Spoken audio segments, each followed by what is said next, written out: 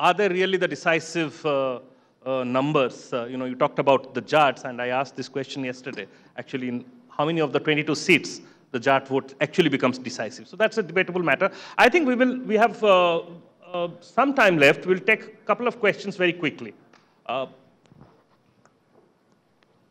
Yeah. Sudarshan. Okay. This is Sudarshan Chota. I am journalist and activist also.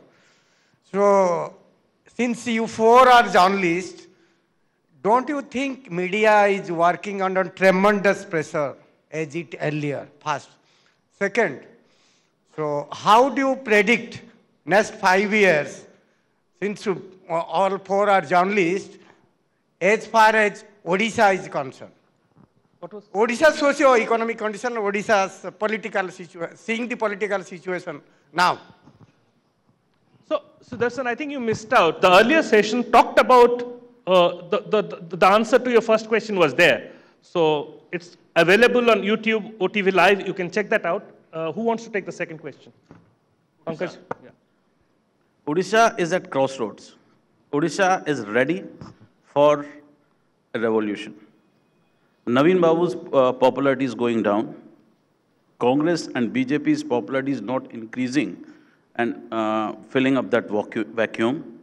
We need in Odisha a new, political party or an organization or a political organization. We need a new thought in Odisha right now. Because Odisha people, I think all of you want to be not in Burkina Faso. And you want to progress. And I can see progress in Odisha. When I come, each time I come to Bhubaneswar, I see this thing.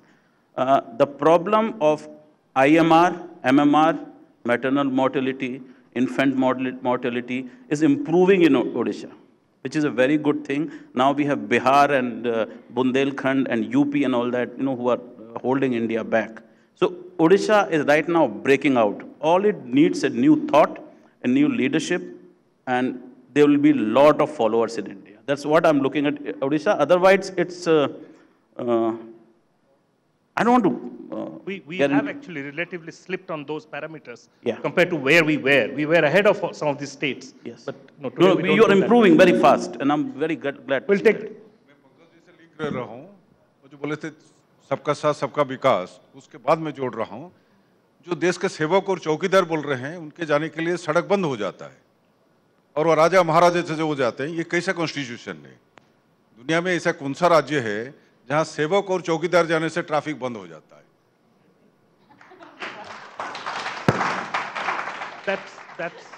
I take it as a comment. I don't think we would. Good afternoon. Can I ask a question, please? To all persons, those who want to respond to it, all the panelists. Now, our country, both Pakistan and India, in the highest state of alertness, and anything can happen anytime. An election is around the corner. After 17 years, such a situation arose where the election is going to take place, and also we are ready for war, both the countries. Now, there are 2 points of discussions, whether India should attack or whether it should withdraw. My question to you all, sir, is it not that we are discussing pre-Pulwama and post-Pulwama?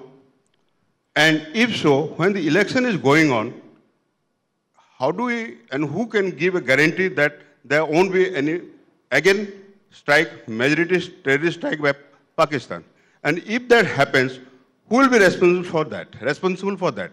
Now, should we decide that a small country like Pakistan should determine who will be the next Prime Minister, who will be the next government of our country? Thank you so much. There are quite a few questions out there. Smita, you want to take them? And probably.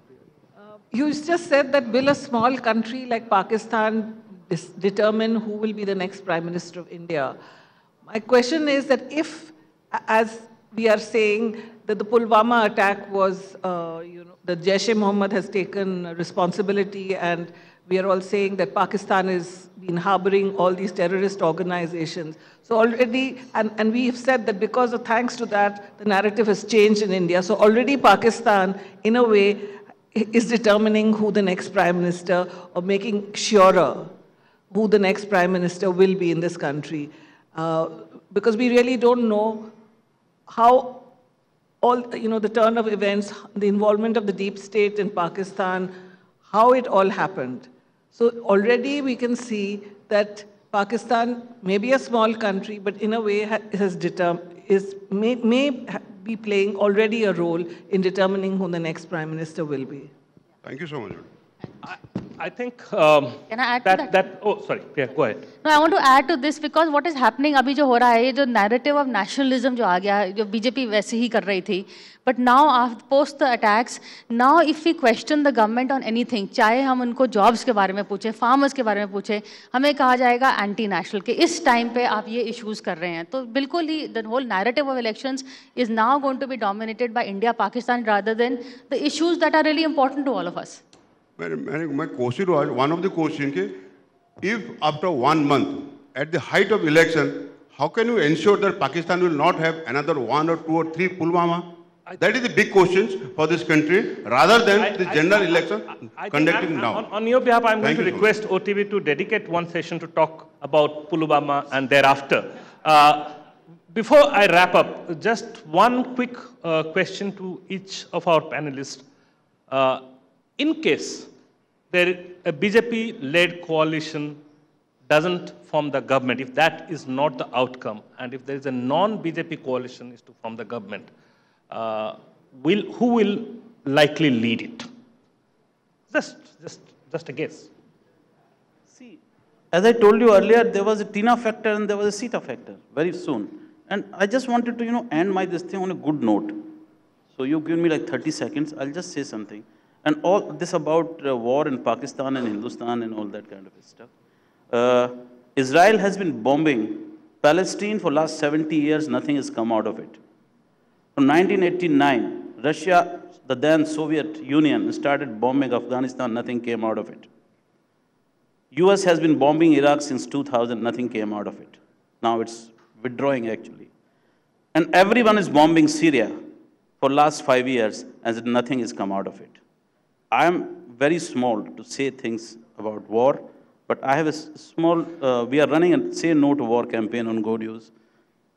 I'll just end my intervention with this from Sahir. खून अपना हो या पराया हो, नस्ल आदम का खून है आखिर.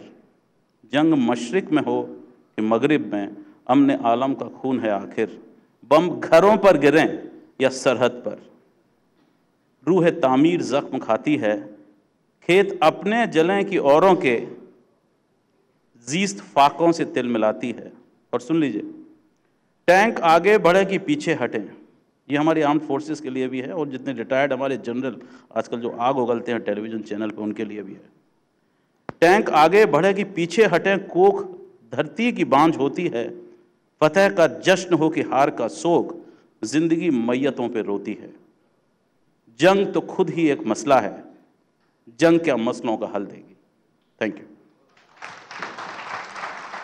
ବର୍ଗ ଜାତି ଧର୍ମ ଅନେକ ବିବିଧତା ଅଛି, ତେଣୁ ଏଇ ବିବିଧତାକୁ ନେଇକିରି ଆମର ଯେଉଁ ଦେଶ ବଢ଼ିଛି, ସେଇ ଦେଶ ଯେକୌଣସି ସମୟରେ ବି ତାର ଗୋଟେ ରିପ୍ରେଜେଣ୍ଟେଟିଭ୍ କ୍ୟାରେକ୍ଟର ହେବା ସରକାରର ନିହାତି ଆବଶ୍ୟକ. ଏଇ ଜିନିଷଟି ଆମର ଫର୍ମର ଚିଫ୍ ଜଷ୍ଟିସ୍ ଦୀପକ ମିଶ୍ର ଅନେକ ଭଲ ଭାବରେ କହିଗଲେ. ସେ ଇନକ୍ଲୁଜନ୍ କଥା ଯେଉଁ କହିଲେ, ଇନକ୍ଲୁସିଭନେସ୍ is about ଇନକ୍ଲୁସିଭନେସ୍ of all.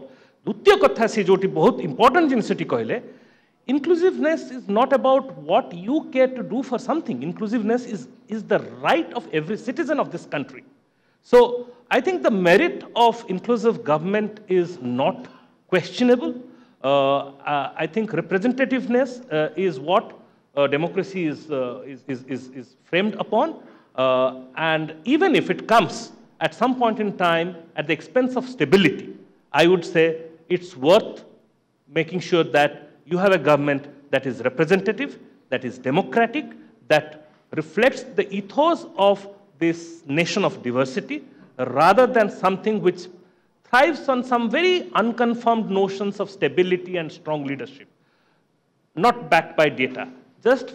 I will conclude by saying, if you actually look through the data, the coalition years across India in terms of economic and social development, you'll find them to be some of the best years. That's what data says. So it's a huge misconception that coalition politics necessarily means, economic hindrances. That is not true. That is not borne out by data. So since people are now talking about facts and data, I would conclude by saying everything that we decide, let us try to build a sense of history. Let us try to base our views on facts and data. And our panelists today have thrown some light into it. Audience have come up with questions. I think there are some interesting sessions that will follow. Thank you very much for being here.